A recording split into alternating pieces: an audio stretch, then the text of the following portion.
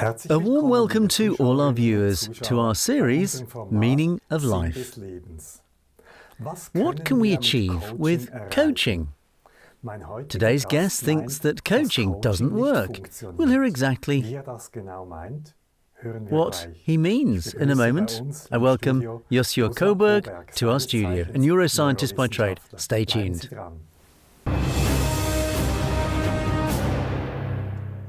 Hello Josua, welcome. Hello Rolf. Coaching is a widespread profession, and you're making a pretty provocative statement here. How do you mean it? It does not work, or it works but... Exactly, it is provocative, I have to admit, but actually that's how I see things in the meantime. I myself, I'm not just a neuroscientist, I have made many coach trainings. We've trained over 200 coaches ourselves in our own training, my wife and I, and in the meantime, we arrived at a level where we say classic coaching, where we just put 50 people in a room and bombard them with information. It doesn't work that way, and I might have to go back a little bit. So I'm not a big advocate of our school systems either.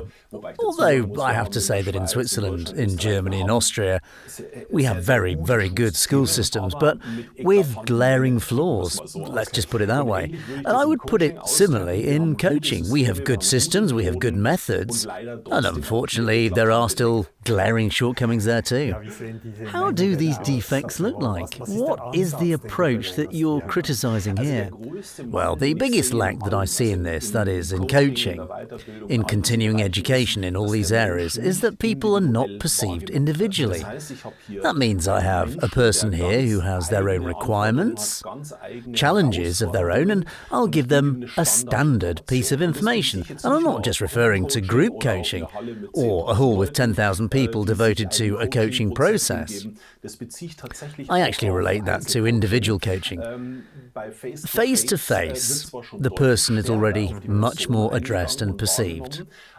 But in fact, almost all coaches, like me in the past, simply have a method by which they proceed. So there are people who have method A, the next B, the next C, and as a coachee, if I stick with it long enough, I work my way through the different methods, through the different coaches. And at some point I have to realise that perhaps only this one method really got me any further. And that's my biggest criticism.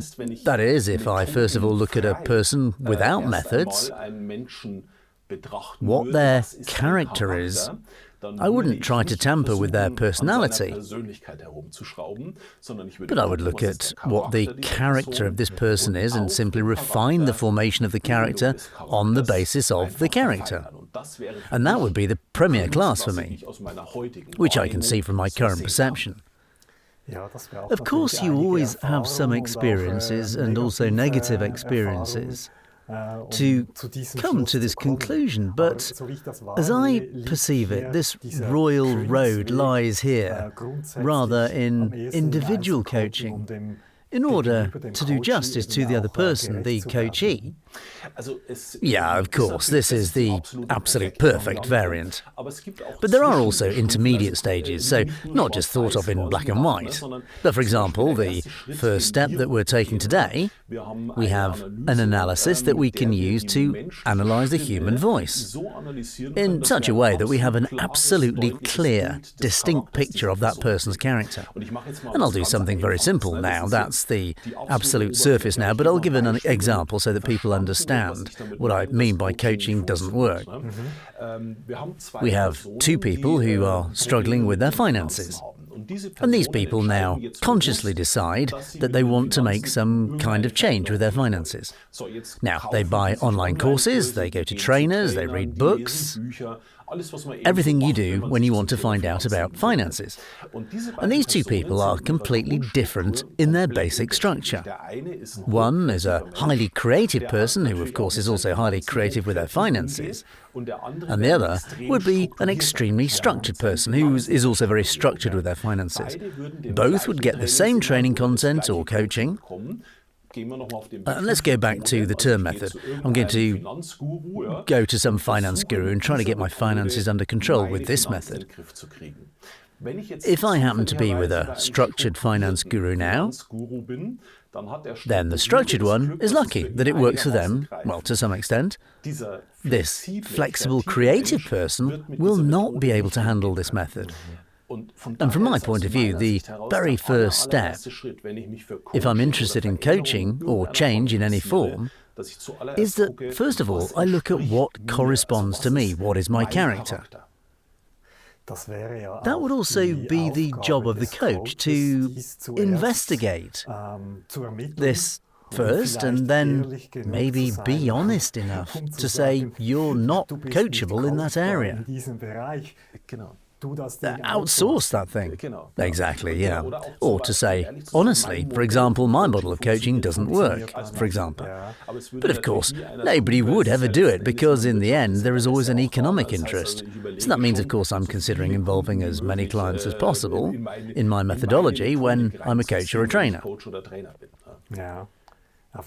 Maybe you could split that up with knowledge transfer, basics on certain topics, and then continue there with an individual coaching, where you then focus on the individual people and their character. Well, that's how we do it today. This is actually our path. We say, let's take the topic of finance. There is certain basic information that everyone needs. I just have to understand the basics. But that's usually only 60–70% of the content. And then it's about how do I implement this content in a targeted manner, as a creative person, as a structured person, and so on. These would be the topics that are just very important for people to understand. Executive coaching, for example, am I someone who leads with an eye on the people, or am I someone who runs a company with an eye on the numbers? These are two completely different approaches. And if my character is, I look at numbers, then I act differently than someone who leads with people in mind. Just to give just a little glimpse of those possibilities when I recognize myself. I could well imagine that in such an area, especially in business, that different managers might be employed who work in a team, some with an eye on people, others with an eye on finances or processes. And then that's probably a basic requirement, that they communicate well with each other and also know when do I have to delegate this to my colleagues? When is it my area? Do you give such advice in coaching? Yeah, exactly. We do that very specifically. So actually we are a premium service provider for companies in this area as well. But we actually start a little further ahead. For example, if a company is now recruiting for any position, then this company can tell us what are the expectations for the position. What should this person bring? Should they be good at communication? Should they be creative? Should they be more structured? Should they be flexible? So there are over 800 possible approaches that you can evaluate in character pictures. And then these companies tell us, okay, we want that. Now that would be the Make-A-Wish certificate, if I could choose them. Then applicants come and we analyse the voice images of these applicants and then say where the matching is as high as possible. But we don't just do the matching to what the manager has chosen, what they expect from the person, but we also match it to the voice of the direct superior. So let's see if the two people can work together at all. And you already briefly mentioned it. It's an incredibly interesting aspect. I make my example. You have a manager who is extremely structured, and he now has an employee who is flexible and creative. Then he constantly expects her to keep her Excel lists, that she prepares the numbers, and he actually makes this woman extremely unhappy because she can't deliver this at all. But if he understands what advantages he has by using her creativity, then he would suddenly use the entire potential of the employee, and she would be a dozen times better in terms of performance, although she doesn't do his Excel spreadsheets. But she doesn't have to do that because she compliments him and because she does things that he can't do. And that can now be applied to a company. This can be related to partnerships. So, if I now live with my wife and keep noticing something, we keep reaching the limit, then I can do 2 analyses of the voice, and I can have someone explain to me where we match and where we don't. Where do we have points of irritation and how can we solve these? This is a wonderful system to get people more easily into their, so we call that harmony, so to bring people into harmony. Harmony, resonance, being in resonance again here. Or another term, the chemistry is right or wrong. And these are, of course, levels we've already talked about, the conscious and the unconscious in a previous show. That's all involved. And so, to the bosses who are listening to us right now, it's probably more appropriate to include the whole crew, including the boss, in such a coaching, than just saying, now I'll order some coaching for my department. It will get better then. So here we have a holistic approach where the whole person, or all the people, all teams, are included. And the interesting thing is, in the first step, we don't even call it coaching. We're just doing an analysis. That means I suddenly understand how I work myself, how maybe my 3 or 4 colleagues work, and how we can match with each other, where we can complement each other, where should we not irritate each other, and so forth. And that's an incredibly eye-opening and perception-opening procedure. Just because I suddenly understand why this person is the way they are. And that's also this provocative approach when I say coaching doesn't work. If I have a structured employee and I expect them to come up with creative solutions, then I can coach them as long as I want. They will never be able to deliver. They'll agonize over it. They'll maybe try to please the boss and so on, but they won't be able to deliver. That's like I would expect from someone who says of themselves that they're not musical, that they would much rather learn a programming language, and I would force them to learn a musical instrument. If they don't want that, it's just wasted life, wasted energy, and that's a pity. That means that you can use coaching. You might have to redefine coaching here. But basically, the way it's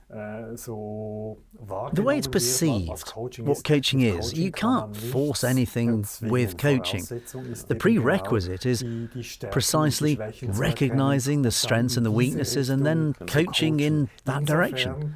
So in this way, coaching would work again. Exactly. With the right base, it will work, just like that. Strengthening strengths works extremely well. If I'm now, for example, a strong autodidact, I'm used to getting my information, educating myself further, making my decisions, can I also coach myself? Absolutely. I even assume that every human being, if they are sufficiently conscious, we also call that self-confidence, if they develop enough self-awareness, they actually no longer need an external coach. They just need people to help them reflect. But that could just as well be my partner. That means the moment I'm aware of myself, I have the opportunity to just rolling out my skills on a very, very high level. If I now have a basic ability, you could also call it talent. If I have a talent to communicate, then maybe I need someone to tell me how exactly do I communicate? How can I maybe improve my stage presence or whatever? But actually I have this basic ability which I can roll out very quickly, very effectively. And then maybe there's someone else who has heard at some point that as a speaker on stage, you can get 5,000 euros for a lecture, and then they start because they want these 5,000 euros. And this person will never work as a speaker if they don't have that basic talent. They'll run into a wall, spend a lot of money, waste a lot of time with some coaches, who also like to take this money, that's not the question at all, but they will never become a performance speaker. Just like someone won't become a performing programmer if they don't understand structures.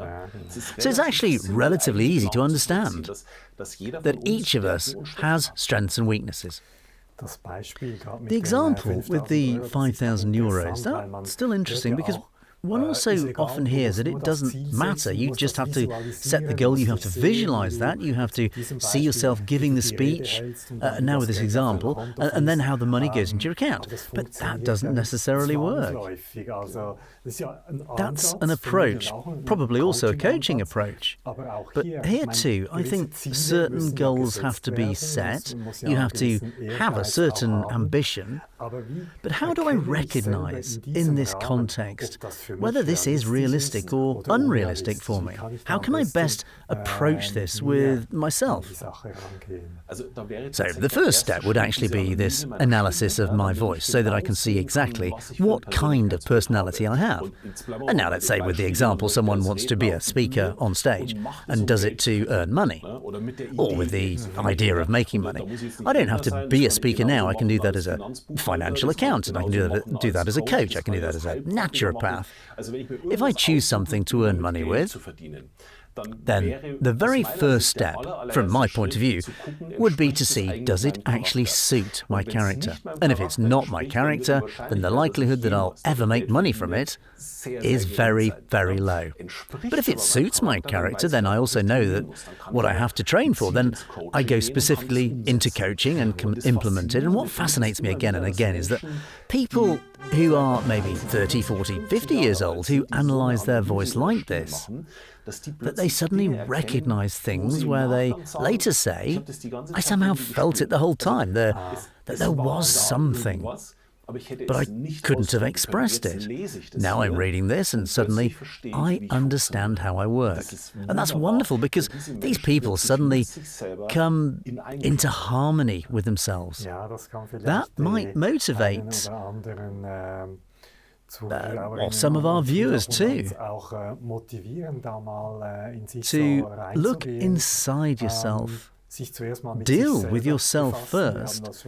As we mentioned before, listen to yourself and then based on the result, perhaps select a coach or even select a specific topic. And again, it's probably not the final coach. It may be that, it may be that, and that's part of the process, that one coach opens my eyes to something, maybe something that I can't do, and then I just go ahead and look for someone who specialises in another area.